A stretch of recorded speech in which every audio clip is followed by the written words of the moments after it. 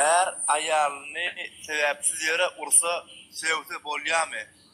Hava. Eğer öz ayalını sebepsiz Allahsız sevse, vursa qatı günahkar. O lokan günahkar.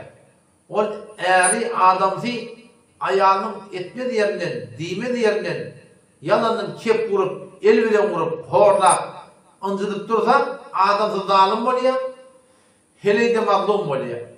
Peygamber Aleyhisselam o lokan bir tavsiyesi, Hazreti Muaz radıyallahu anh hoşumiştik ki ittaqi da'vetel mazlum. Mazlumun duasının korktuktur. Fark etmeye ayalım olsun, fark etmeye oğlum olsun, fark etmeye hemhayam olsun, her kim olsun. Mazlum olup bir adam zulmasından alıp sana dua edaha, onunla Allah tebarek ve teala şunun duasını hepin kabul ettiği. Onun şu taydan o meselenin hakkında katı Allah Teala'dan korkmaklık gerek. Sen ayalım elinden ayrılıptır, atandan ayrılıptır, doğum ardasından ayrılıptır. Nahak yerden ayağını neyini sevmeli, neyini vurmalı. İyiceni berttu, işçeni berttu, geceni berttu.